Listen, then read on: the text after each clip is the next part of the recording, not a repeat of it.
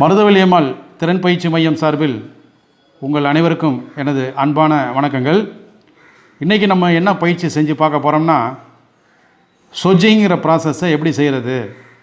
நான் ஏற்கனவே இதை பற்றி சொஜ்ஜிங் டூல் பற்றி ஒரு ஷார்ட் வீடியோ உங்களுக்கு நாங்கள் பண்ணியிருக்கோம். அது அதனுடைய லிங்க் டிஸ்கிரிப்ஷனில் கொடுக்குறேன். அதில் போய்ட்டு சொஜ்ஜிங் டூலுடைய டீட்டெயில்ஸ் எல்லாம் நீங்கள் பாருங்கள். சொஜ்ஜிங் டூல் உங்களுக்கு ஏற்கனவே சொன்னேன், தனித்தனி சொஜ்ஜிங் டூல் கிடைக்கும், அதே மாதிரி ஒரே டூல் கிடைக்கும். இந்த பிளைன் இந்த ரெண்டு டூலுக்கு நம்மளுக்கு எந்த இடத்துல வித்தியாசப்படும்னா, இப்போ ஒரே ஸ்ட்ரெயிட்டான டூல் இந்த மாதிரி பெண்ட் இருக்கிற இடத்துல நம்ம யூஸ் பண்ண முடியாது. இந்த மாதிரி பெண்ட் இருக்கிற இடத்துல நீங்கள் டூல் போட்டிங்கன்னா அது போய் கீழே போய் இடிக்கும். அந்த மாதிரி இடத்துலலாம் நீங்கள் இந்த மாதிரி டூல், செப்பரேட் டூல் தான் நீங்கள் யூஸ் பண்ண வேண்டியிருக்கும். அப்போ இதுக்கு நீங்கள் உங்கள்கிட்ட இருக்க ஒவ்வொரு பைப்புக்கு தகுந்த மாதிரி தனித்தனி சொஜ்ஜிங் டூலும் வேணும். அதே மாதிரி ஒரே செட்டாக இருக்கிற டூல் இருந்தாலும் ரெண்டுமே இருந்தால் நல்லது தான். ஸோ அதை நீங்கள் பார்த்துக்குங்க. இப்போ இந்த எக்ஸசைஸில் உங்களுக்கு எப்படி பண்ண போகிறோங்கிறத நாங்கள் உங்களுக்கு காட்ட போகிறோம், பாருங்கள். சொஜ்ஜிங் பண்ணும்போது இந்த காப்பர் பைப்பை நம்ம ஃப்ளாரிங் பிளாக்கில் என்ன சைஸோ பைப் சைஸோ அந்த ஹோல்ஸில் வச்சு நம்ம டைட் பண்ணிக்கிறோம். அப்படி டைட் பண்ணும்போது எவ்வளவு டிஸ்டன்ஸு சார் எனக்கு வெளியே நிற்கணும் அப்படிங்கிற ஒரு சின்ன டவுட் இருக்கும். ரொம்ப உயரமாக வச்சாலும் நீங்கள் இப்போ சொஜ்ஜிங் அடிக்கும் போது பைப்பு பெண்ட் ஆகிடும். அதே மாதிரி கொஞ்சமாக வச்சிங்கன்னா அந்த பைப்பு கொஞ்சம் பெருசாகி இந்த ஃப்ளாரிங் பிளாக்லேயே டைட்டாக மாட்டிக்கும். அப்படிங்கும்போது எவ்வளோ பண்ணால் முதல்ல சொஜ்ஜிங் டூலை எடுத்துகிட்டு இந்த சொஜ்ஜிங் டூலில் இங்கே இந்த அளவுக்கு ப்ளைனாக வலுவலுன்னு ஒரே ஸ்டெப்பாக இருக்கும்.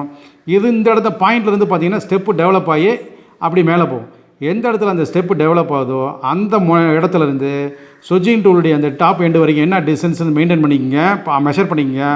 அந்த அளவுக்கு பைப்பு இதில் வெளியே நிற்கணும். நீங்கள் ஆரம்பத்தில் உங்களுக்கு முதல்ல சொல்லித்தரதுனால இதெல்லாம் மார்க் பண்ண சொல்கிறேன். ஆனால் எந்த டெக்னீஷியனுமே ஃபீல்டில் இதெல்லாம் உட்காந்து மார்க் பண்ணிக்கிட்டு இருக்க மாட்டாங்க. கண்ணால் பார்த்து என்ன ஹைட் இருக்கோ அந்த அளவு வெளியே வச்சுருவாங்க. நீங்கள் நம்ம லேர்னராக முதல்ல ஆரம்பத்தில் இருக்கிறனால உங்களுக்கு சொல்லிக் கொடுக்குறேன். அதனால தான் சார் பைப்பில் பாருங்கள், பைப்பில் மார்க் பண்ணியிருக்கேன். இந்த பைப்பில் மார்க் பண்ணி நம்ம செய்யணும். இப்போ அந்த காப்பர் பைப்பை நான் ஃப்ளாரிங் பிளாக்கில் மாட்டி என்ன புள்ளி அளவோ அந்த அளவுக்கு புள்ளி நிப்பாட்டியிருக்கேன், பார்த்தீங்களா? இனிமேல் நம்ம டூலை மாட்டி சுற்றியில் வச்சு நம்ம அடித்து பண்ண போகிறோம். இப்போ நான் டூலை மாட்டிட்டேன், சொஜ்ஜிங் டூலை மாட்டிட்டேன். இப்போ அந்த தலையில் அடிக்கிறேன்.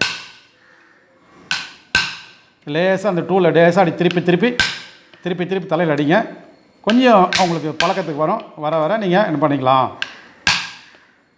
லேசாக இப்படி ஷேக் பண்ணி எடுத்து அடிங்க. உங்களுக்கு ஆட்டோமேட்டிக்காக உங்களுக்கு சொஜ்ஜிங் ஆகிட்டு இருக்கு, பார்த்தீங்களா?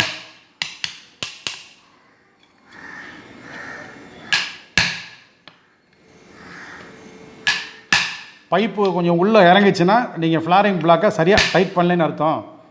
அந்த மாதிரி பைப்பு இறங்காமல் பார்த்துக்குங்க. பைப்பு இறங்கக்கூடாது. ஸோ இந்த எண்டு வரைக்கும் அடிக்கணுமான்னு கேட்டால் தேவையில்லை. சும்மா ஒரு இந்த பைப்பை உங்களுக்கு விரிஞ்சிருச்சு. பார்த்தீங்களா? விரிஞ்சிருக்கு பார்த்தீங்களா? இப்போ இதை நல்லா பார்த்தீங்களா? இந்த வெளியில் விளிம்பை நல்லா சொஜ்ஜிங் பண்ணியாச்சு. ஸோ இப்போ இதுதான் இந்த பைப்பு. நான் என்ன பண்ணுறேன் பாருங்கள். போகுதுங்களா? ஃபுல்லாக இன்சர்ட் ஆகிடுச்சுங்களா? எக்காரணம் கொண்டு இந்த பைப்பு கீழே விழக்கூடாது. கீழே விழாமல் நீங்கள் பார்த்துக்கணும். அந்த அளவுக்கு சொஜ்ஜி பண்ணிட்டோம். இனிமேல் இதை ஹீட் பண்ணி நம்ம பிரேஸ் பண்ண போகிறோம். அது இன்னொரு வீடியோவாக பார்ப்போம். வாங்க, அடுத்த வீடியோவில் உங்களை சந்திப்போம். நன்றி, வணக்கம்.